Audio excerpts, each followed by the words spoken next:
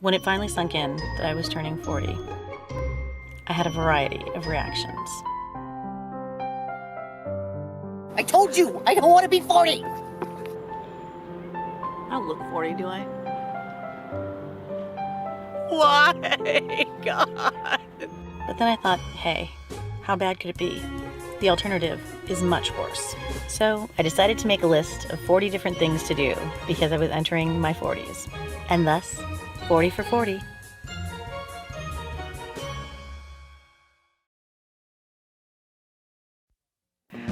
Welcome to 40 for 40. I am here at Rowdy Rooster Ranch. That's a mouthful. And I'm going to milk a cow. And I'm so excited. I know. Why am I this excited? But for years, I've been looking for a cow. And it's going to happen. And it's going to happen today. And it was a far way to get here. But we're here. And I'm so excited. And one of those cows over there is going to let me milk them. It's going to be awesome. It will.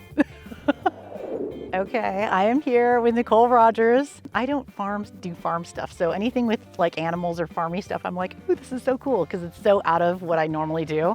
And her two lovely daughters, Bentley and Austin, are going to help us too. So I'm excited. Tell me what I need to know. Alrighty, so behind us, we have 3 jerseys and we have our livestock guardian, Jack the donkey.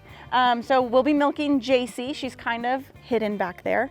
We also have Buttercup back there and Ethel. Buttercup actually just calved and she had that little baby down there. Oh, get a shot of the baby. She's sleeping. Oh, so sweet.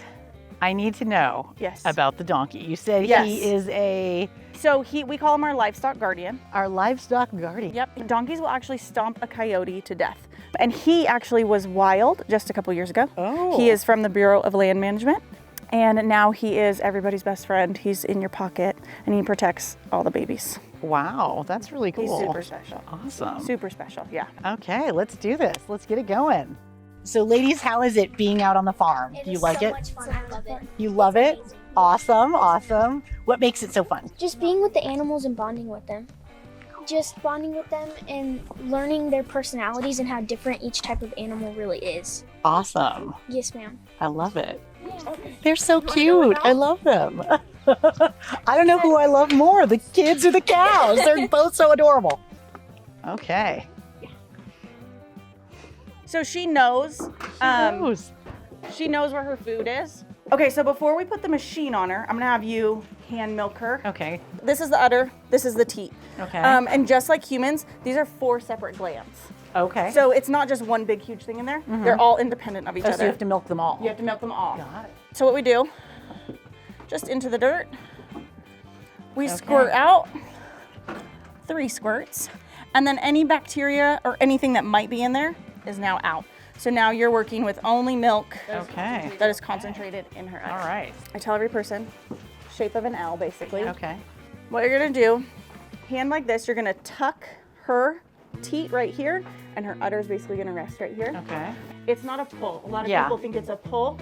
It's more of a squeeze from the top down to the bottom. I've actually heard that. I actually knew that one. Shockingly. You're already a pro. All right, so just, it's so warm. I wasn't prepared for this. Okay, and now, there we go. Look at me. I'm milking a cow. So you open all the way each time? Yeah.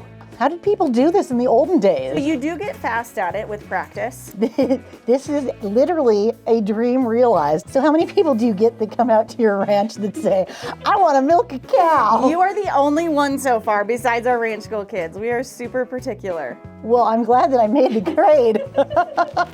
So talk to me about raw milk versus pasteurized. So what we're doing here, and like you could see where our girls are out on like what we call the turnout, the pasture. Mm-hmm. It's a lot different than what is called a CAFO, and that's like a large animal facility. Okay.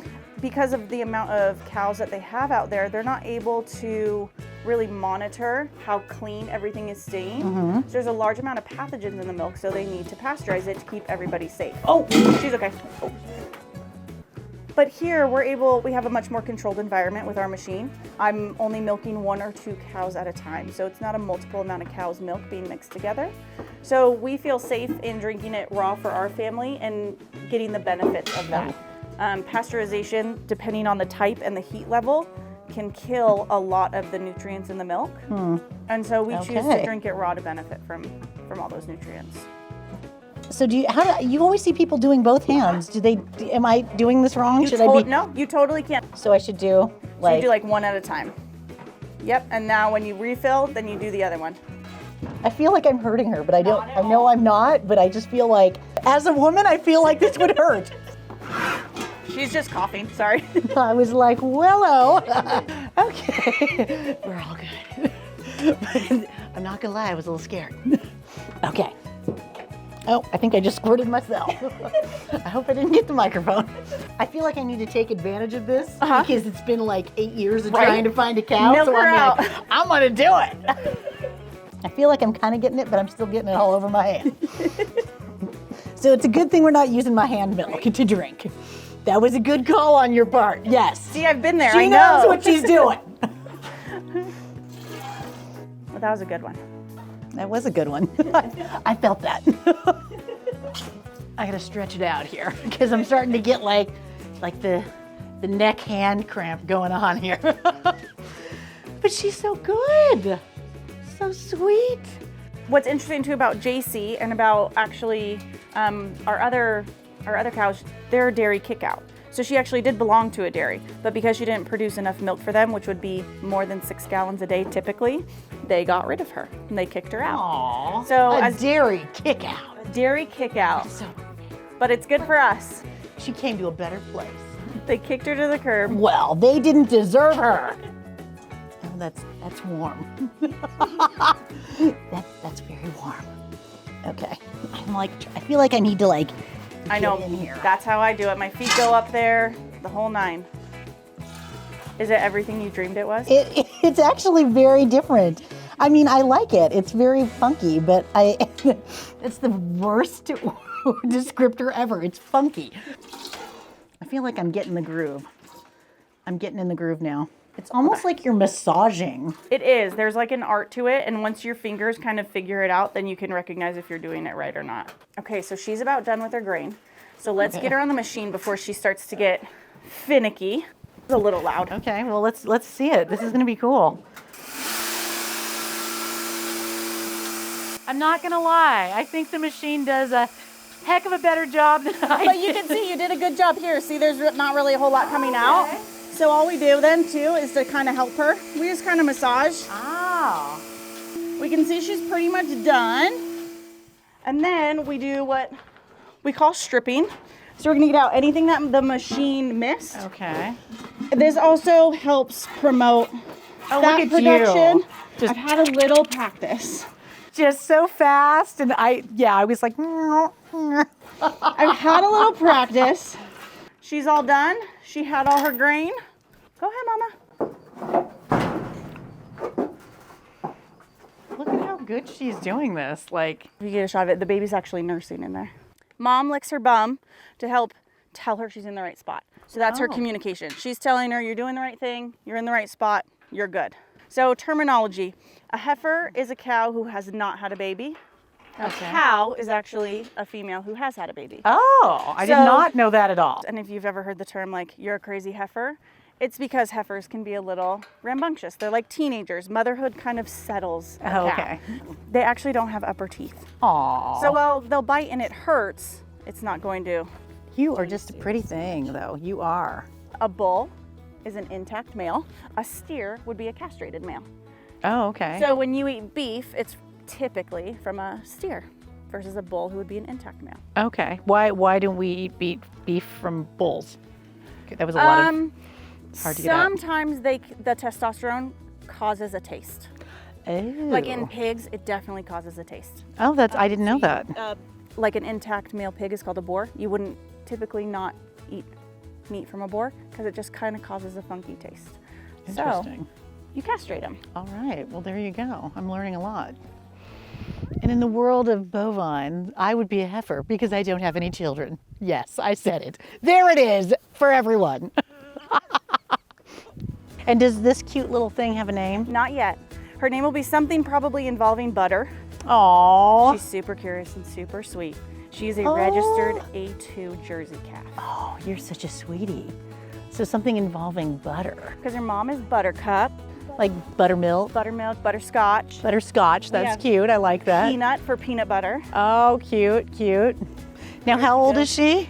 She was born last Thursday, so She's a week old. a week old. And she's getting what we call the woohoos, where the milk is starting to do its job and she's getting good energy, especially now that the heat's done. And she'll just kind of run around and do. Oh, woohoos. I like that. And sometimes she'll go over the hill and we can't find her, but Jack's always guarding her. So we know Oh, he's always with her. Wow. He'll follow her around. He's got a big job. He does a very good job of filling it. He's a good donkey. I would never have thought that a donkey would have that purpose of helping out on a farm. On the phone, we talked about drinking raw milk, which I'm a little nervous about doing because, you know, I grew up in the pasteurized world, but I will try it Absolutely. because you said it was okay and you're not dead. And neither are my kids. Neither are your kids. And so, you know, there you go. I figure I can trust that. Absolutely. All right. Okay, let's do this. Okay, this is like a little milk bar. This is adorable. Cheers. Cheers. Here's to milking a cow. I'm excited. And it just tastes like good milk. I don't know what I expected that it was going to taste so different, but it's actually very good. It's super fresh, and it's cream top milk, so I shook it, so the cream is actually mixed through. So it's a whole milk, not like a skim or anything like that. Try not to smell your hands while you drink it, because your hands probably smell like cow. Oh yeah. There was a whole smell thing that I didn't talk about while I was milking, but yeah, it's all over my hands.